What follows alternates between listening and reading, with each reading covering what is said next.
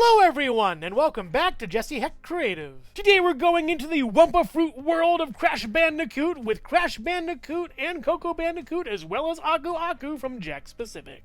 Before we begin, leave a like, hit subscribe, and comment below your favorite figure in this review. It really helps out the channel. Now let's get to it. Here is the box for the Crash Bandicoot 4-pack edition with limited edition Golden Crash Bandicoot. Looks awesome over here. We have Crash, Neo Cortex, Coco, Uka Uka, and a Golden Crash over here. And on the top of the box we have the logo over here and a really messily torn up sticker over there. On the bottom we have a bunch of barcode with a lot of wood over here with no real legalese. Where's the legalese? There's usually stuff on the bottom. We have Crash and a logo on one side over here, and we also have a window and a logo over here, and on the back we have all the figures over here with the legalese on the bottom. Jakks made these. That's really cool. Gotta love it. Now let's take a look at Crash, Coco, and Uka Uka. The titular Crash Bandicoot looks pretty good actually. I love this head sculpt. It's really great.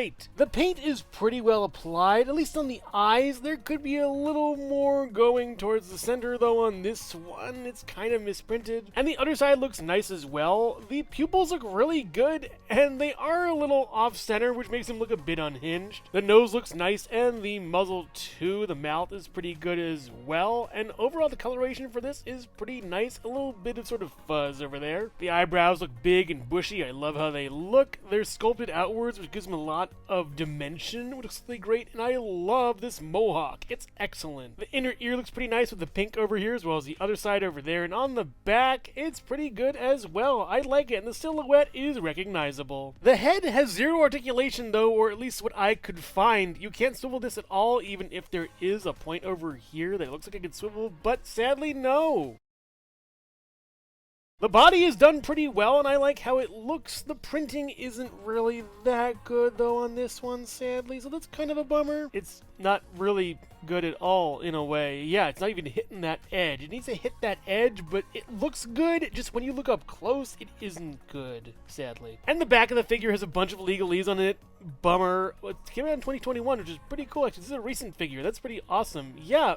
Well done on this though, at least, although it's kind of weird to see. And the body articulation, you get a swivel over here, at least that works pretty well. The arms are thick and chunky, coming down to a glove, and it looks really nice. And whoa, what is that? I do love how the sculpting is for this glove, but the paint is really bad on that, and it's awful. Yeah, real bummer I got this kind of figure. Shame. You do get up and down and all the way around with the arm, at least. It is hard to move for some reason. It kind of pops out of here and actually breaks the seam a bit. Ugh. And the elbow comes up to 90 degrees and doesn't swivel at all. Has an annoying little ball peg in there, and that's a bummer. And you do get a swivel over here, and that's basically it. I'm kind of unimpressed. And the same on the other side, but mirrored, and yeah, the paint isn't that great on this side either, and the seam does pop on this side too. What a bummer. But the legs, sadly, are the worst part of the figure for me. Not really great at all. I like the paint, at least, kind of, but let me explain. The legs are rubbery, bendy, and have no articulation at the feet, and they just sort of like plop outwards instead of go inwards. It's kind of weird, and the paint isn't that great on the legs also, despite them trying. But the articulation is the biggest offender. You only get up this far a little bit, kind of, and it kind of just like wants to kick back on you, and then back, you go this far back, and that's all you have. No out, nothing else. Bummer. At least they sculpted foot pads on the bottoms of his feet, as well as 2 peg holes, so there's something, I guess, but really, nothing would make this worse. Hello everyone, and thank you so much for watching so far. Make sure to click like, subscribe, share, leave a comment, and hit the bell icon for more creativity. Now let's get back to it.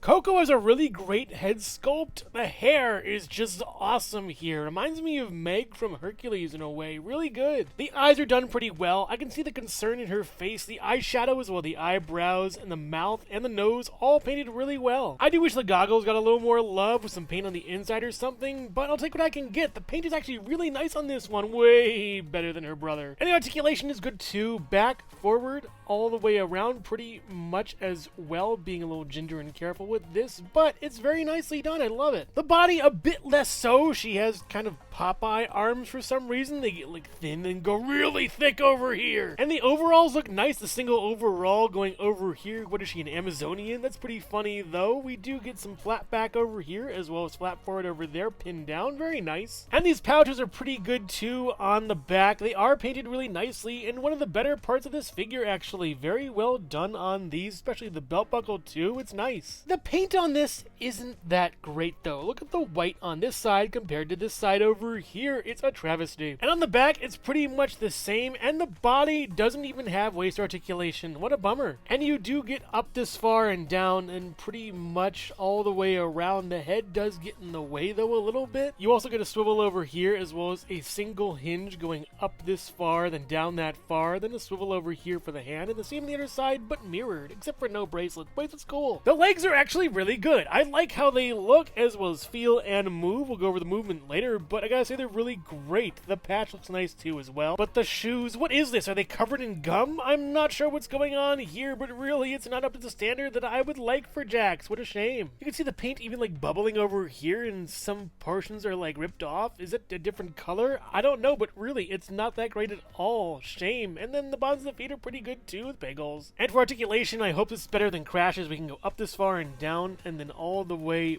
back. Very scary. And then down with swivel at the knee, and that's about it. Aku Aku's face mask looks really nice. I love this piece. It is excellent. It's basically what I remember from the games, and the paint on it looks really nicely done. I love the shininess of the eyes too. It's wonderful. And getting up close, the sculpt is pretty good. The paint is pretty good, and all in all, it's a great little headpiece figure to be next to Crash and give him an extra hit point. What a bummer this guy's life is. And going towards the back, we have a little stand over here as well as all the legalese. Honestly, really nicely done on this. It's pretty cool. And we do get a stand that looks pretty good here. It's just your simple stand, nothing much. It works well for Aku Aku though. And here is Aku Aku standing next to Coco and Crash, looking really nice and pretty tall doing so. With Crash standing at about 4.5 inches tall, Aku Aku at about 4.75 inches tall, and Coco at about 4.5 inches tall next to the Jakks-specific Super Mario and Sonic the Hedgehog in 4-inch and 2.5-inch scales, the Nendoroid Miles Tails Prower, the Jada Toys Mega Man, the Figma Metroid Dread Samus Aran and the Jazzwares Pikachu, the Jakks-specific Movie Shadow the Hedgehog, Homer Simpson, Collector's Edition Knuckles, and the Mattel Minecraft Movie Jack Black Steve,